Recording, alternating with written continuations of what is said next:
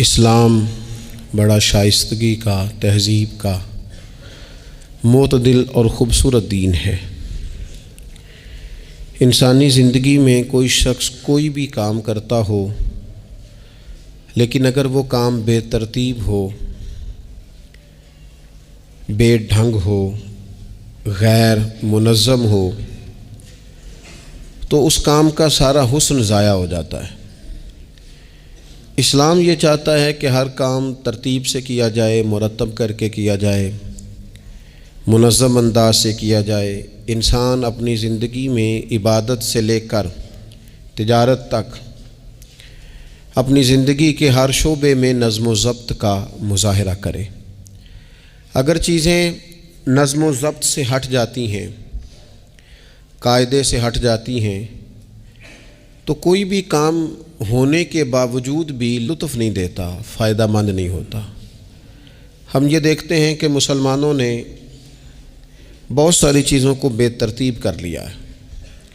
ہماری زندگیوں میں ہر چیز ہے، نظم و ضبط نہیں ہے، وقت کی پابندی نہیں ہے، وقت کی قدر نہیں ہے۔ روزمرہ کے معاملات کے اندر ہم اپنے معاملات کو ترتیب سے نہیں چلاتے۔ کبھی کوئی کام کرتے ہیں تو اسے کیے ہی جاتے ہیں، اعتدال سے ہٹ جاتے ہیں، اور پھر اسی کام کو اس طرح چھوڑ دیتے ہیں کہ جیسے کبھی کوئی لینا دینا ہی نہیں تھا۔ اس سے انسان ایک بھرپور زندگی نہیں گزار سکتا، وہ وقتی اور جذباتی فیصلوں کا قائل ہو جاتا ہے۔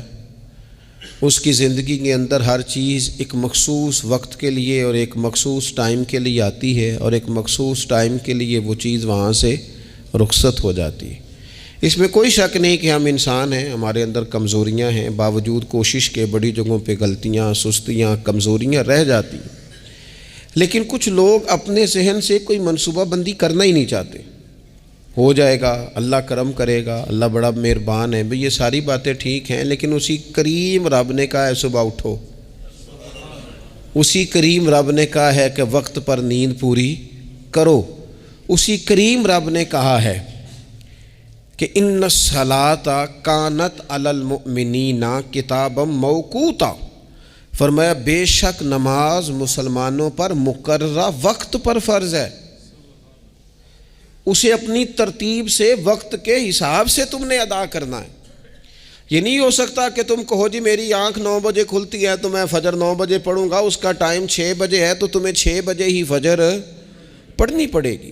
اپنے مقررہ وقت پر چیزیں جب تک نہیں رہیں گی تب تک رضا الہی کا حصول بھی ممکن نہیں ہوتا۔ ہم چونکہ غیر منظم زندگی گزارتے ہیں، بے ترتیب زندگی گزارتے ہیں، تو اس لیے بہت سارے کام جو کرنے کی ہم پوزیشن میں بھی ہوتے ہیں وہ کام بھی ہم سے ہو نہیں پاتے۔ ایک تو بہت سارا مسئلہ لوگوں کا یہ ہے کہ کل کر لیں گے، انشاءاللہ ہو جائے گا، آپ دعا کریں ہو جائے گا، آپ فکر نہ کریں ہو جائے گا۔ اس کا معنی کوئی نہیں نا، اس کا مطلب کوئی نہیں۔ آپ کیا کہہ رہے ہیں؟ آپ کہیں میں نے شروع کر دیا ہے، آپ دعا کریں۔ آپ یہ کہیں کہ میں نے پوری کوششیں لگا دی ہیں، آپ اچھی امید رکھیں اللہ سے، لیکن آپ سٹارٹ ہی نہیں کر رہے اور آپ کہہ رہے ہیں دعا کریں، یہ کیسے ہوگا؟ جب تک نظم و ضبط کا، آداب کا، حدود کا، قاعدے قانون کا پورا خیال ہی نہ رکھا جائے۔ حضرت سید فیض الحسن شاہ صاحب رحمۃ اللہ تعالیٰ علیہ فرماتے ہیں کہ ایک خاتون بڑی عجلت پسند تھی، جلد باز تھی، تو اس کا شوہر اس کی ان چیزوں سے بڑا پریشان تھا، جلدی میں آدھا کام کرتی تھی، آدھا کام خراب کر دیتی تھی، تو اکثر آ کے کہتی تھی دعا کریں بڑا مارتا ہے۔ اگرچہ اس کا مارنا پھر بھی درست نہیں تھا، لیکن وہ دیہاتوں میں آپ کو پتہ ہے نا، بعض لوگ بڑی جہالت کا مظاہرہ کرتے ہیں، اس قدر زیادہ شدت کے ساتھ تکلیف دیتے ہیں کہ جو بالکل نازیبا ہو جاتی ہے۔ ایک دن اس نے آ کے کہا کہ پیر صاحب کوئی سمجھاؤ، بڑا ماردہ ہے۔ تو آپ نے فرمایا تو سنا ہے بڑی جلد باز ہے، کام نظم و ضبط سے نہیں کرتی۔ کہنے لگی جی دیکھیں جی کیا نظم و ضبط اور کیا معاملہ، کل اس نے مجھے کہا دال پکا دو تو میں نے اس میں گھی بھی ڈالا ہے، مرچیں بھی ڈالی ہیں، پیاز بھی ڈالا ہے، لہسن بھی ڈالا ہے، ہلدی بھی ڈالی ہے، بس ذرا جلدی میں نے دال ہی تو نہیں ڈالی۔ تو اب یہ کو مارنے والی بات ہے؟ ہر شے ہے، ایک شے ہی نہیں۔ ہمارے ہاں بہت سارے لوگ ایسے ہیں جو جلدی میں اصل کو ہی بھول جاتے ہیں۔ وہ کہتے ہیں باقی میں نے سارے کیے، کوئی رہ تو نہیں نہ گیا، سارے کیے، ایک ہی نہیں نہ کیا، اور بھائی جو اصل تھا وہ تو رہ گیا۔ نظم و ضبط، قاعدہ، قانون، جب تک ہم ہمارے اپنے اندر، میں دوستوں سے کہہ رہا تھا پھر کہتا ہوں، میرے اسلاف فرمایا کرتے تھے جو والد تہجد نہ پڑھے اس کے بچے فجر نہیں پڑھتے۔ والد کو جب تک وہ سحری میں سجدہ ریز نہیں دیکھیں گے اتنی دیر تک آپ ان سے 1.5-2 گھنٹے پہلے اٹھیں گے تو پھر وہ اٹھیں گے۔ لیکن اگر کہا جائے کہ پتر میں تھکیاں تو تم مسیتے جا، تو یہ ہو سکتا نہیں کہ وہ جائے، کیونکہ ہماری زندگی سے نظم و ضبط بچے سیکھیں گے، ہمارے ماحول سے وہ محنت کو، مشقت کو، کوشش کو وہ سیکھیں گے۔ اگر ہم اپنے ماحول میں نظم و ضبط نہیں لائیں گے تو آنے والی نسل کے اندر نظم و ضبط منتقل ہو سکتا، تو اس کے منتقل کرنے کے لیے ضروری ہے کہ پہلے ہماری زندگی کے اندر نظم و ضبط۔ آپ دیکھیں شریعت اسلامیہ نے ہر کام کا نظم و ضبط بنایا ہے۔ نماز اللہ کی عبادت ہے نا، بستر سے اٹھ کر سیدھا مسجد میں آ کے جہاں آپ کا جی چاہے نماز پڑھنے کی اجازت نہیں ہے۔ آپ اٹھیں، آپ کا لباس پاک ہونا چاہیے، آپ نے وضو کیا ہوا ہو، آپ کو سمت قبلہ کا پتہ ہو، آپ کا منہ کعبہ شریف کی طرف ہو، جس جگہ آپ نے نماز پڑھنی ہے وہ جگہ پاک ہو، آپ کا لباس پاک ہو، وقت کا تعین ہو، نماز کے آداب آپ کو آتے ہوں، آپ بیت اللہ شریف کی طرف رخ کریں گے، کانوں تک ہاتھ اٹھائیں گے، آپ ان ہاتھوں کو منظم طریقے سے باندھیں گے، وقت پر رکوع کریں گے، رکوع میں کمر سیدھی ہونی چاہیے۔ آپ رکوع سے اٹھیں گے تو ایسے نہیں کہ کوئی بات نہیں اللہ قبول کر لے گا، جب تک آپ کی کمر پوری ٹھیک نہیں ہوتی رکوع سے اٹھتے وقت آپ کی نماز مکمل نہیں ہوتی۔ آپ سجدے میں جائیں گے تو پیشانی جمنی چاہیے، ناک جمنی چاہیے، آپ کے پاؤں کی انگلیاں زمین پر لگنی چاہیے۔ آپ جب تک پوری ترتیب سے نماز نہیں پڑھتے، رب کی عبادت ہے نا، کریم بھی بڑا ہے نا، مہربان بھی بڑا ہے نا، غفور بھی بڑا ہے، لیکن اگر مرتب طریقے سے نہ پڑھو تو وہ تو نماز قبول نہیں کرتا۔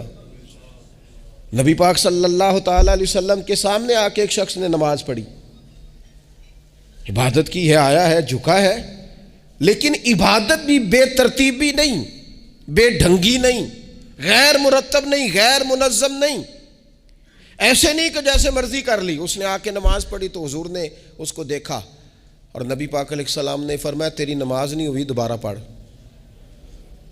اس نے دوبارہ پڑھی۔ یہاں تو لوگ ناراض ہو جاتے ہیں۔ ایک دفعہ طالب علمی کی بات ہے، میں ایک جگہ نماز کے لیے وضو کر رہا تھا تو ایک صاحب نے وضو کیا، بڑی جلدی میں آئے اور جلدی میں وضو کیا تو ان کا ایک ٹخنا خشک رہ گیا۔ تو میں نے ان کی خدمت میں بڑی، چونکہ بزرگ تھے، بڑے تھے مجھ سے، میں نے بڑی عرض کی، میں نے کہا وہ آپ کو خیال نہیں رہا، آپ کا ٹخنا خشک ہے۔ وہ کہتے ہیں مولوی وہ لنگن نہ دے آجے، دیکھیں کو لنگ نہ جائے، تو سو قبول کرنی کہ اللہ نے۔ میں نے ان سے کہا آپ کیا کام کرتے ہیں؟ کہنے لگا میں کپڑا بیچتا ہوں۔ تو میں نے کہا اگر آپ کا 1000 روپے والا گاز کپڑا ہو تو کوئی شخص کہ کوئی عرض نہیں، چل مہربانی کر 300 کا دے دیتے ہو؟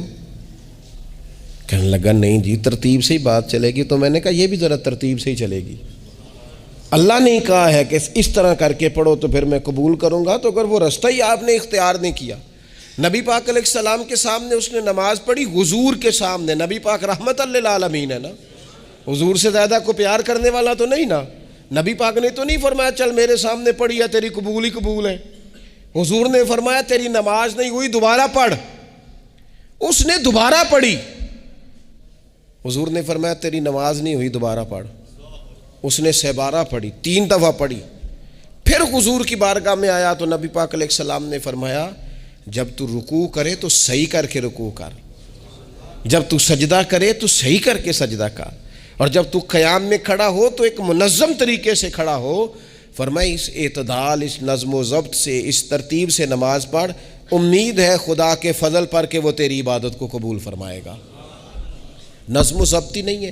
رمضان شریف کا روزہ بڑا مہربان ہے نا اللہ، اپنے بندوں کو کسی قسم کی کسی مشقت میں مالک ڈالتا نہیں، لا یکلف اللہ نفسا الا وسعہا۔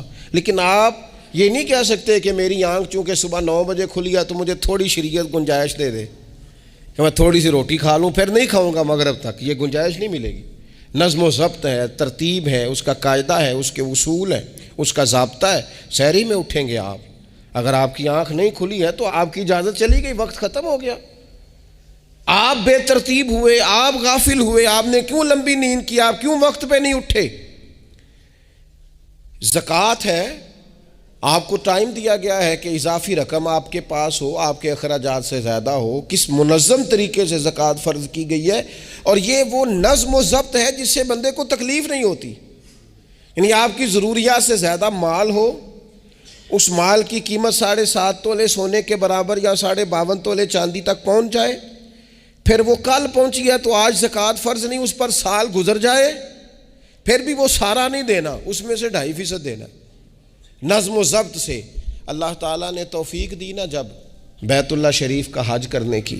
تو میں واپس آیا تو مجھے ایک طالب علم نے پوچھا، اس نے کہا کہ اس کا خیال تھا چونکہ اللہ کے فضل سے ہم خانقاہی لوگ ہیں تو بعض لوگوں کا خیال ہوتا ہے کہ شاید کوئی بہت انوکھی بات اور انفرادی بات ملے گی، تو خانقاہ شریف میں یا طریقت میں یا اہل تصوف میں باتیں انوکھی نہیں ہیں، باتیں روٹین کی ہیں. بس وہ یہ کہتے ہیں کہ ذرا ان کو درد سے ان پر عمل کرو، اپنے دل میں اس کا نفاذ کرو، روح میں اتارو. تو مجھے کہنے لگے آپ نے الحمدللہ حج کر لیا. تو میں نے کہا میں نے حج کیا ہے تو میں نے یہ رزلٹ نکالا ہے کہ حج بندے کو نظم و ضبط سکھاتا ہے، مرتب کرتا ہے انسان کی زندگی کو. آپ کو 8 ذی الحج کی زور پڑنی ہے، آپ کو ہر صورت میں مینا میں، آپ کو 9 کو ہر صورت زوال سے قبل عرفات میں آپ کو زوال کا وقت میں وہاں پہنچنا چاہیے، آپ کو کچھ نہ کچھ ٹائم وہاں گزارنا ہے. ایک منظم ترتیب ہے کہ مغرب کے وقت نکل آؤ، وہاں آپ نے نماز نہیں پڑھنی، آپ آ کے عرفات سے نکلیں، مغرب عشاء کی نمازیں مزدلفہ میں پڑھیں. آپ کو 10 کی صبح کو جا کے کنکر مارنے ہیں، آپ یہ نہیں کہہ سکتے کہ میں جناب 2 دن پہلے یہ کام ختم کر لوں. مقررہ ٹائم پہ جو 9 ذی الحج کو میدان عرفات میں نہیں جائے گا اس کا حج ہو سکتا، کیونکہ یہ ایک نظم و ضبط ہے، دین نے قاعدہ بنایا ہے. قاعدے کے بغیر آپ یہ کام کر سکتے؟ میں مصروف ہوں جی، مجھے سفر کرنا ہے، میں نے قربانی کرنی ہے تو 10 کو نہیں کر سکتا، میں 8 کو کر کے چلا جاؤں تو جاؤ، اللہ قبول ہی نہیں کرتا. قربانی اپنے ٹائم پہ مقررہ وقت پر. نظم و ضبط پوری عبادات اسلامیہ میں آپ دیکھ لیں، نظم و ضبط ہے، اصول ہے، قاعدہ ضابطہ ہے. وہ ہمارے یہاں کچھ لوگ نا درویشی کی بنیاد پر بھی جہالت پھیلاتے ہیں، وہ کہتے ہیں جی اسی درویش لوگ ہیں جی، ہم کسی نظم و ضبط کے قائل نہیں. اس کا کیا معنی ہوا جی؟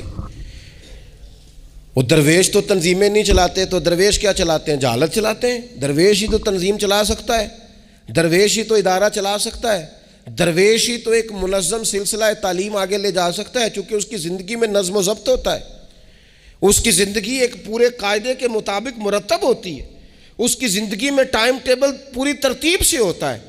تو یاد رکھیے گا کہ نظم و ضبط ایک حسن ہے.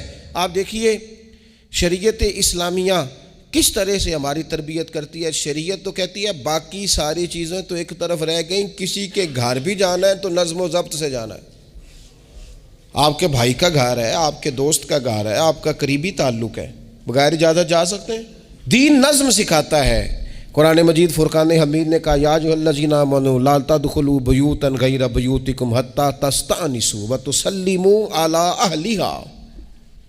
کیا کرو؟ اگر کسی کے گھر جاؤ نا تو پہلے جا کے اجازت لو. یا ایھا الذین آمنوا، اے ایمان والو. کن سے کہا؟ صاحب. کسی کے گھر میں داخل ہونا ہے تو پہلے کیا کرنا ہے؟ اجازت لینی ہے. اہل خانہ کو سلام کرنا ہے، اور اگر وہ اجازت نہ دیں تو پھر ان کے گھر میں داخل ہے. نبی پاک علیہ السلام 3 دفعہ دستک دیتے تھے، اجازت نہیں ملتی تھی تو لوٹ آتے تھے. جھگڑا کیا ہے؟ یہاں عام لوگ ناراض ہو جاتے ہیں، کہتے ہیں میں ملنے گیا سا جی تو مینوں ٹائم ملیا سی، آپ کے ٹائم کا نہیں میں نے خیال کیا. جب تک آپ نظم و ضبط نہیں سمجھتے، ترتیب نہیں سمجھتے. آپ دیکھیں نا نبی پاک صلی اللہ تعالی علیہ وسلم کے گھر کھانا تھا صحابہ کا، صحابہ نے کھانا کھا لیا. تو بہت سارے لوگ ایسے ہوتے ہیں جو کھانا کھانے کے بعد بیٹھ جاتے ہیں، شادیوں پہ، بیاہ پہ آپ دیکھتے ہیں گپ شپ لگنے لگتی ہے، وہ دیر تک بیٹھے رہتے ہیں. تو وہاں بھی کچھ لوگ بیٹھ گئے، کوئی اچھی گفتگو، کوئی دین کی، کوئی خیر کی بات ہونے لگی. نبی پاک علیہ السلام 2-3 دفعہ تشریف لائے، ان کو دیکھا. یا ایھا الذین آمنوا لا ترفعوا اصواتکم فوق صوت النبی ولا تجہروا لہ بالقول. نبی پاک صلی اللہ تعالی علیہ وآلہ وسلم کی بارگاہ میں تو آواز اونچی نہیں کرنی، تم نے اس طرح چلا کر بات نہیں کرنی، اس طرح لوگ آپس میں کرتے ہیں. دھیما لب و لہجہ، یا ایھا الذین آمنوا لا تقولوا رائنا وقولوا انظرنا، لفظوں کے چناؤ میں احتیاط کرنی۔ وہ دیر تک بیٹھے رہے، بات چیت ہو رہی ہے، حضور دو ایک دفعہ آئے واپس چلے گئے، اللہ تعالیٰ نے قرآن نازل کر دیا، فرمایا میرے محبوب کو تکلیف دیتے ہو؟ جب کھانا کھا چکو تو اٹھو، اب جاؤ، ختم ہو گئی دعوت، ٹائم مکمل ہوا، اب کوئی کام کرنے دو۔ میرے عزیز، اپنی زندگی میں یہ ماحول بنائیں، ان چیزوں کو لے کر کے آئیں جو چیزیں ہمارے لیے ضروری ہیں۔ اگر ہم یہ کام نہیں کریں گے تو پھر زندگی میں یا تو ہمارا وجود کسی کے لیے اذیت کا باعث بنے گا، تکلیف کا باعث بنے گا، یا ہمارا لب و لہجہ اس طرح کا ہو جائے گا کہ ہم باوجود محنت کے اس کا کوئی نتیجہ نکال سکیں گے۔ محنت ہو رہی ہے لیکن نظم و ضبط سے نہیں ہو رہی، بے ترتیب ہو رہی ہے، بے تکی ہو رہی ہے، تو بجائے زیادہ مشقت کے نتیجہ تھوڑا آئے گا۔ اس لیے نظم و ضبط اپنی زندگی میں، قاعدہ قانون۔ میرے رسول پاک علیہ الصلاۃ والسلام نہ لوگوں کو قانون توڑنے سے منع کرتے، حضور علیہ الصلاۃ والسلام لوگوں کو اطاعت امیر کا حکم دیتے، امیر کی فرما برداری کی بات سناتے، فرماتے اگر تمہارے اوپر نک کٹا حبشی غلام بھی امیر بنا دیا جائے جو کتاب اللہ کے مطابق تمہیں حکم دے، تو اللہ کے محبوب فرماتے ہیں اس کی بات بھی سننا اور اس کی فرما برداری بھی کرنا، پیچھے نہ ہٹنا۔ تم یہ نہ دیکھنا کہ یار یہ تو نک کٹا حبشی غلام ہے اور میں تو معاذ اللہ اس سے بہتر ہوں، اس کی فرما برداری کرنا۔ اس لیے کہ نظم و ضبط قائم رہتا ہے جب لوگ قانون کی پابندی کرتے ہیں، اور جب قانون کی پابندی نہیں ہوتی، جہاں قیام عدل نہ ہو وہاں قرار ہو سکتا ہے۔ حضرت عمر جیسے لوگ اگر عدالتوں میں پیش ہو سکتے ہیں، اگر خود رسول پاک علیہ السلام اپنا آپ پیش کرتے ہیں صحابی سے، وہ کہتے ہیں جی آپ نے مجھے چبو دیا ہے صفیں سیدھی کرتے تیر یا نیزہ، تو میں بدلہ لوں گا، تو حضور پیش کرتے ہیں اپنا آپ، حالانکہ وہ تو دور محبت تھا، عرض کی حضور کس نے بدلہ لینا تھا، نہ آپ نے کوئی تکلیف دی تھی، یہ تو وجود چومنے کا بہانہ تھا۔ لیکن نبی کریم علیہ الصلاۃ والسلام نے جو ہمارے سامنے اسوہ رکھا ہے، اس میں یہ ہے کہ یہ نظم اس طرح کا ہونا چاہیے کہ کوئی شخص بھی قاعدے قانون سے بالا تر۔ حضور علیہ السلام نے فرمایا 3 لوگ سفر کریں تو ایک کو امیر بنا لیں، ورنہ بار بار بحث ہوگی، ایک کہے گا یہاں ٹھہرنا ہے، یہاں کھانا کھانا ہے، یہاں نماز پڑھنی ہے، دوسرا کہے گا یہاں۔ 3 سفر کرو تو ایک کو اپنا امیر مان لو۔ نظم و ضبط سے زندگی گزارو، مرتب کر کے زندگی۔ ہمارے ہاں یہ ہوتا ہے کہ نظم و ضبط نہیں ہوتا، ہمیں اپنے کام سے زیادہ نا دوسروں کے کام کا پتہ ہوتا ہے، اپنے مدرسے سے زیادہ دوسرے مدرسے کا پتہ ہوتا ہے، اپنے کالج سے زیادہ دوسرے کالج کی معلومات ہوتی ہے۔ ہم کیا کرتے ہیں؟ ہم اپنے کام سے زیادہ دوسرے کے کام میں ٹانگ اڑاتے ہیں، نظم و ضبط گڑبڑ ہو جاتا ہے، ایک دوسرے کے کام میں مداخلت کرتے ہیں۔ اپنا کام مرتب طریقے سے کیا جائے، جس نظم میں جس جگہ ہمیں ڈیوٹی دی گئی ہے ہم اس ڈیوٹی کے پابند ہیں، ہم اس کو پورے غور سے کریں، پوری توجہ سے کریں، پورے انہماک کے ساتھ کریں۔ اپنے کام پر ہم جب تک توجہ دیتے ہیں تو کام ٹھیک رہتا ہے۔ اسی طریقے سے رسول پاک صلی اللہ تعالی علیہ وسلم نا گھر کے باہر بھی پورے نظم و ضبط کے قائل تھے، پوری ترتیب۔ آپ دیکھیں حضور صفوں کا درست ہونا بڑا پسند کرتے تھے، نماز ہی پڑھنی ہے نا، کھڑے ہو گئے ہیں نا، لیکن حضور نے دعا دی، فرمایا صفیں سیدھی کرو، اللہ تمہارے دل بھی سیدھے کر دے گا۔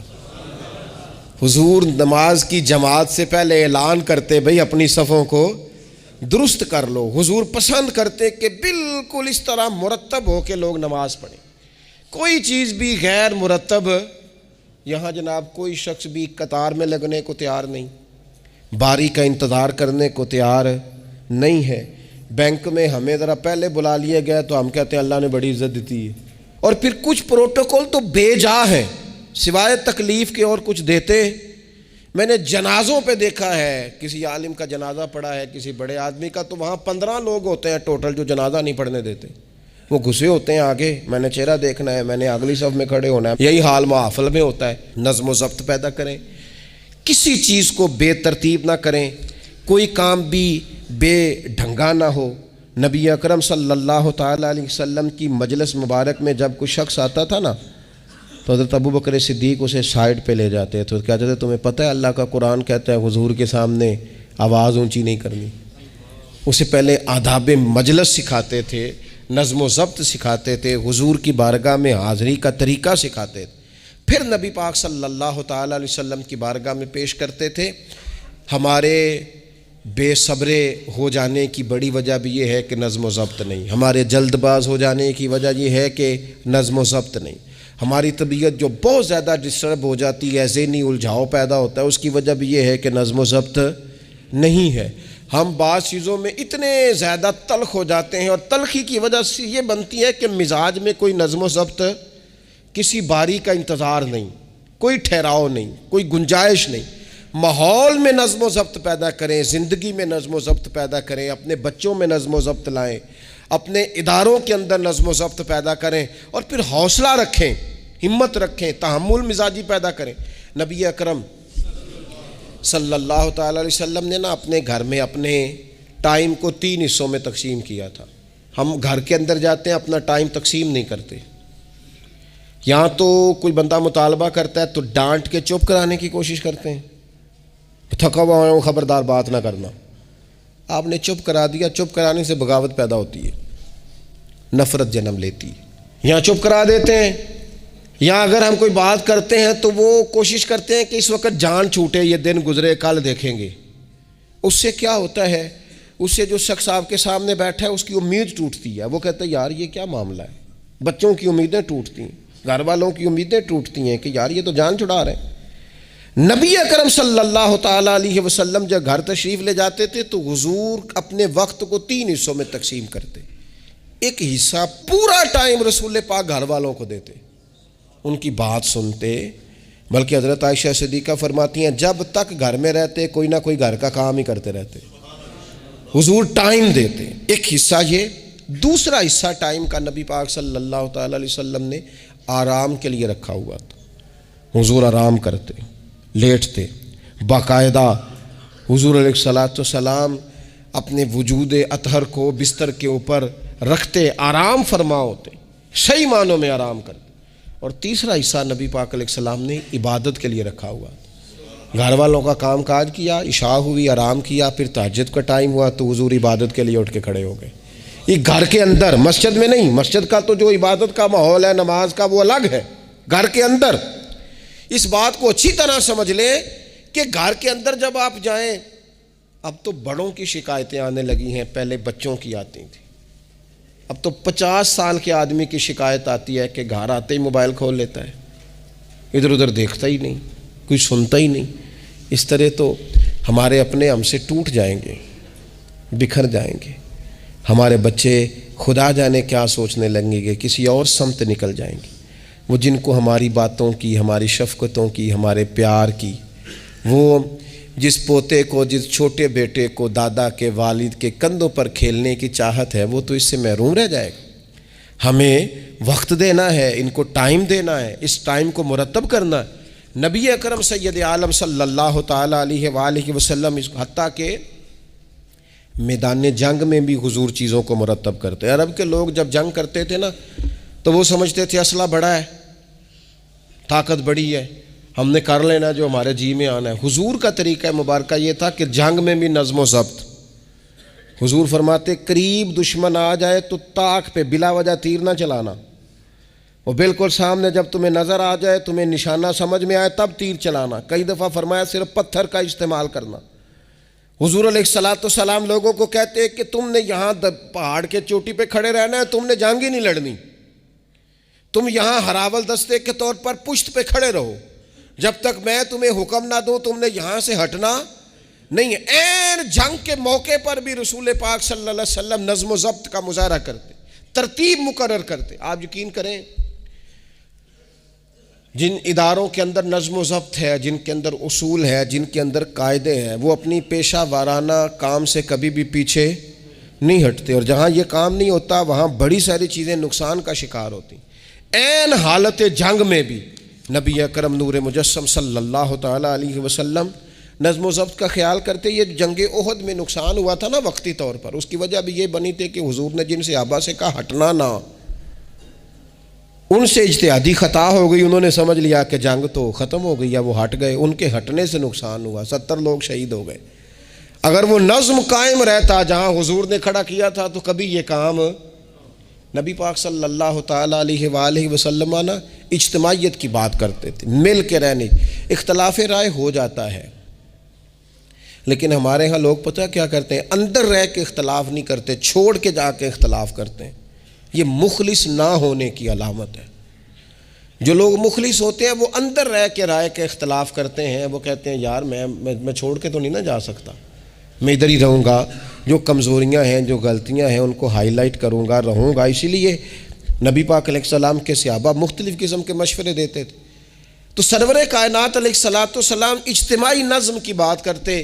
ایک مقام پہ حضور نے صحابہ کو دیکھا کہ چھوٹی چھوٹی ٹولیاں بنا کے الگ الگ بیٹھے ہوئے ہیں، تو نبی پاک علیہ السلام نے فرمایا یہ شیطان تمہیں الگ الگ کرتا ہے، اور فرمایا جس طرح بکریوں کا بھیڑیا ہوتا ہے، انسانوں کا بھیڑیا شیطان ہے، جب کسی کو مجمع سے الگ کر لیتا ہے، حضور فرماتے ہیں جسے بھیڑیا بکریوں سے الگ کرتا ہے نا پھر اس کا شکار کرتا ہے، اور شیطان بھی جب تمہیں اجتماعیت سے الگ کر لیتا ہے، در مرشدہ چھڈی نہیں تے ہو جاویں گا روگی، جیڑی بکری اجڑوں وچھڑی او بگیاڑاں جوگی، او بگیاڑاں جوگی، کھا جائیں گے، پھاڑ ڈالیں گے اسے۔ در مرشدہ چھڈی او نہیں تے ہو جاویں گا روگی، جیڑی بکری اجڑوں وچھڑی او بگیاڑاں جوگی۔ اسے تو لے کے چلا جائے گا۔ اجڑ پر، اجتماعیت پر کبھی بھی بھیڑیا حملہ، تو حضور صحابہ سے کہتے تھے بیٹھو تو ذرا مل کے بیٹھو، کسی جگہ تم بیٹھو تو اجتماعیت۔ بڑی مشہور حدیث ہے، چند لوگ جمعے میں کھڑے تھے تو حضور نے فرمایا بیٹھ جاؤ الگ الگ۔ بعض لوگ بڑے قائل ہوتے ہیں نا، تھوڑا سا جناب ہم نے ذرا ہٹ کے رہنا ہے، ہم نے تھوڑا سا الگ سے رہنا ہے، تھوڑا سائڈ پہ بیٹھنا ہے، تو حضور پسند نہیں کرتے تھے۔ فرمایا اکٹھے بیٹھو، مجمع کی صورت میں بیٹھو۔ بلکہ حضور علیہ السلام نے یہ تو اجتماعی نماز کا حکم دیا نا، فرمایا جس علاقے میں 3 مسلمان بھی بستے ہوں نا وہ بھی باجماعت نماز پڑھیں۔ وَرْكَعُوا مَعَ الرَّاكِعِينَ، رکوع کرو پر رکوع کرنے والوں کے ساتھ، تنہا نہیں، مل کے اجتماع۔ آج کفر نے بھلا کیا ہے؟ اس نے مسلمانوں کی اجتماعیت کوئی توڑا ہے، نظم و ضبط کوئی تو توڑا ہے۔ 57 اسلامی ممالک ہونے کے باوجود نظم و ضبط نہیں، اور وہاں ایک ملک ہے امریکہ اپنی ریاستوں کو ساتھ ملا کے اس طرح گٹھ جوڑ کیا ہے کہ وہ سب پر بھاری ہوتا جاتا ہے معاذ اللہ۔ اگر نظم و ضبط، اور یہ ہمارے ہاں بھی نہیں ہے، روٹین میں چھوٹے چھوٹے اختلافات ہوتے ہیں لوگوں کے بیچ، لیکن ایک دوسرے کو ملنا پسند نہیں کرتے، سلام کلام پسند نہیں کرتے، نفرت کا اظہار۔ تو جب گلی محلوں میں نظم و ضبط نہیں، ٹولیاں بنی ہوئی ہیں، گروہ بنے ہوئے ہیں، چھوٹی چھوٹی باتوں میں لوگوں نے الگ الگ ماحول بنا دیا ہے، بلکہ بعض لوگ تو باقاعدہ بڑے ماہر ہوتے ہیں خاندان میں لڑائی کیسے کرانی ہے، محلے میں فساد کیسے ڈلوانا ہے، لوگوں کو کس طرح کر کے توڑنا ہے، کیا ایسا کام کرنا ہے جس سے کہ لوگ زیادہ سے زیادہ ٹوٹ جائیں۔ تو اپنی زندگی کے اندر، اپنے ماحول کے اندر، اپنی طبیعت کے اندر نظم و ضبط لائیں گے۔ بہت سارے لوگ ہیں جو خود بھی وقت ضائع کرتے ہیں، اگر کہیں چلے جائیں تو اس کا بھی پورا ہی وقت ضائع کرتے ہیں، پورا ٹائم، یعنی اس پہ کتنا پیسہ لگتا ہوگا، موبائل کا کتنا بل آتا ہوگا، ٹائم کتنا ضائع ہوتا ہوگا، اور پھر سناؤ مثلاً کی سنائیے جی، اس کا کمانا ہے۔ یعنی ایک صاحب کہنے لگے، انہوں نے کئی دفعہ مجھے کہا کوئی نویں تازی، میں چپ کر گیا۔ پھر فون پہ اب بندہ خیر مہذب لگتا ہے اگر کہے چلو جی پھر ٹھیک ہے، وہ پھر کہ ان کو نویں تازی، میں کہا جی میں تے مولوی ہیں، تسی مینوں اخباری نمائندہ سمجھ لیا، نویں تازی تو آپ کسی اخباری رپورٹر سے پوچھیں، مینوں کی پتہ نویں تازی کی ہے، میں تو چھوٹا سا آدمی ہوں، اپنے کام نویں تازی کا کی مطلب ہویا۔ یعنی اب اتنا آپ نے فون بھی ضائع، ٹائم بھی ضائع۔ حضرت صاحب ہور پھر سناؤ بھئی تسی اتنے حضرت صاحب دے کول رہو نہ مہینہ تے کوئی کام کرو نال تاکہ تانوں اور بھی کوئی سنان، حضرت صاحب تانوں کی سنان، لیکن شرط یہ ہے کہ ہم نظم و ضبط والے بنیں، ایک جملہ بھی ضائع نہیں، اضافی نہیں۔ اس میں کہا کرتا ہوں دوسروں کو بہت ساری چیزیں سکھانے سے بہتر ہے ہم بہت سارے لوگوں سے خود سیکھنا شروع کر دیں، اپنی زندگی میں سیکھیں۔ اللہ تبارک و تعالی مجھے آپ کو توفیق عمل عطا فرمائے۔ آخر دعوانا